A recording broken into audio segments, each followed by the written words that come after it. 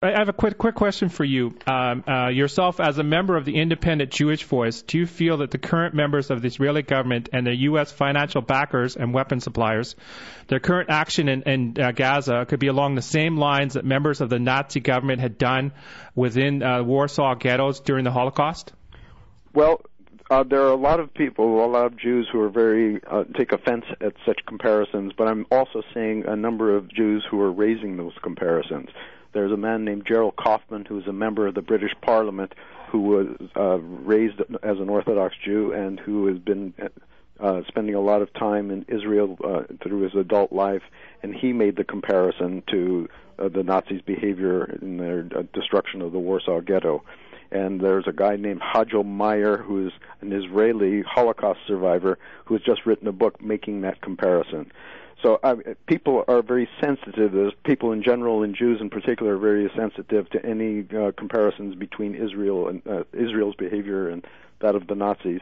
But if it is exactly the same, the fact that two different people, one of whom was once a victim of such behavior, are carrying out exactly the same behavior, maybe people have to give their heads a shake and start thinking about what is actually going on there. And what are your thoughts about how the Israeli members of the Israeli government came out and said they're only going after soft targets within Gaza? What does that mean? It means making more in the civilian population. That's a war crime. And also, the Israeli government has come out and denied that they use white phosphorus. However, is that there's been reports that they have used it, and I got two reports to basically. I went and did some research on this, and the Humanitarian News and Analyst is the first one. I'm just going to quote this one right here. Is that the use of white phosphorus against its civilians was banned in 1980 Convention on Prohibition of Restriction on Use of Certain Convention Weapons, which may be deemed to be excessively injuring to have incendious effects. And then the other one I have is there's another report that came out. It said the Human Rights Watch, and in this one it said the 1980 Convention on conventional weapons clearly states that the armies are not allowed to use inflammatory weapons even against military targets that are among civilian population. However, as you're seeing pictures right now of actually it is white phosphorus being used, and the listening audience is not familiar with white phosphorus. What it is, it's like a chemical. It will burn right through your skin. And when I was over in Wainwright in 1995, there was actually reports right after World War II, the Canadian forces dumped all their ammo all over the place, and they had white phosphorus grenades that they buried in this one lake. And you're talking almost 50 years afterwards, the lake started to dry up, and you're seeing these grenades, and the grenades were still alive. So it just shows you that the white phosphorus will stay alive for years upon years. And with that in mind, what is your thoughts on that situation over in Gaza, the possibility of white phosphorus may be used against the Palestinian people? I think that's an outrage in and of itself. There's also word that there's a new kind of weapon being tested by the Israel quote-unquote defense forces on the population, something called DIME. And what it is very high-intensity, short-range explosive that has been causing grievous, unprecedented injuries to the people of the area. Some people have been showing up in the hospitals cut in half by the ferocity of these explosions. Other people have had the flesh torn off their limbs. Doctors in the hospitals that say they've never seen any injuries like this. It's totally incomparable to anything they've seen before. So this in itself is actually a war crime. So, my question, the wondering is, how can ordinary people bring about, because it's obvious our leaders are not going to basically, even here in Canada, aren't going to back any sort of a suggestion of any sort of war crime. But how can the ordinary people throughout the world persuade the United Nations by use of our voice or even use of the pen to bring about any war crime indictment against the members of the Israeli government for the actions within Gaza? Well, I think that we can use our influence at the United Nations by changing the behavior of the Canadian government. The United Nations Commission on Human Rights unanimously, save one vote, condemned Israel's behavior in Gaza, and that one vote was the government of Canada. So what we need to do is change the position of the government of Canada. And to that end, I'm advocating that people get serious about Canadians get serious about meeting with their members of Parliament to inform themselves first, to have answers to all the substantive questions, and demand that their members of Parliament stop being complicit with the Harper government in backing Israeli war crimes. That's something concrete and tangible that we can do. We don't have to look at pie in sky ideas of what things to do. Talk to your member of Parliament, educate them on the issues, and make it clear that you'll be watching their behavior in relation to the issue of Israel and Palestine.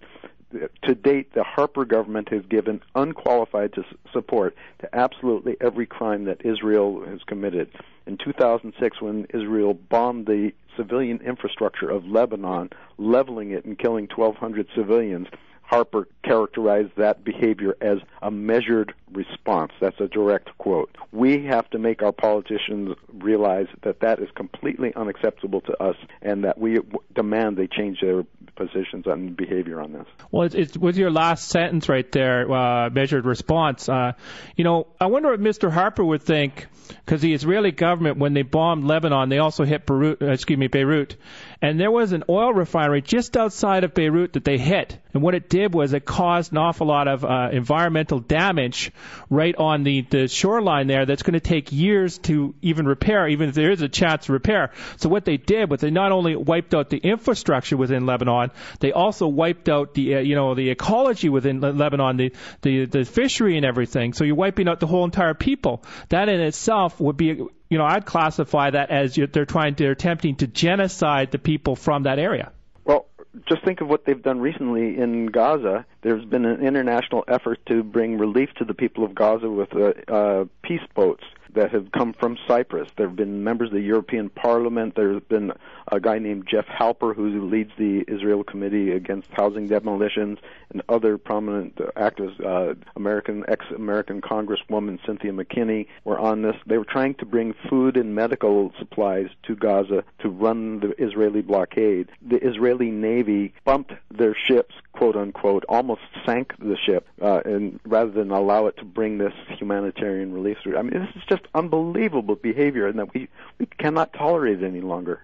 And also, Jeff Halper is going to be here in Vancouver. I just handed this piece of paper, and he's going to be here on Wednesday, January 28th at the Unitarian Church, 49th and Oak. He's also going to be here Friday, January 30th at room 182, Irving K. Barter Learning Center at the main library at UBC, and also Friday, January 30th, 8 p.m. at the mosque over in 5060 Canada Way in Burnaby. Right. And could you tell us a little bit more about that gentleman, what he's going to be talking about during that night? Well, those nights. Jeff Halper is on a national speaking tour sponsored by our organization, Independent Jewish Voices. We are trying to get the word out across the country to give Canadians a better idea of what's actually happening in Israel and Palestine, and to understand that there are a lot of people very concerned about what's going on there, including Israelis. And that's what these various forums and events are designed to do. And Halper has been very prominent in human rights campaigns trying to keep the Israeli government from demolishing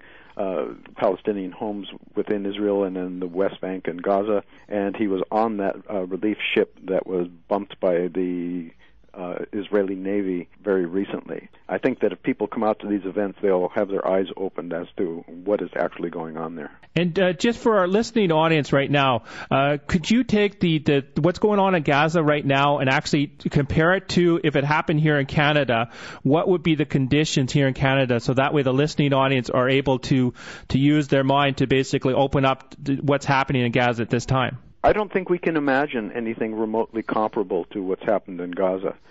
We realize how our society and our daily lives have been turned on end by what happened on September 11th, 2001, when 3,000 people died in the World Trade Center in the United States. This is 1,300 Palestinians, half of whom were civilians at least, have been killed by the Israeli bombardment. The population of Gaza is 1.5 million. The population of the United States is 300 million. So we're looking at a magnitude of incalculably proportionally greater number of Palestinians being killed.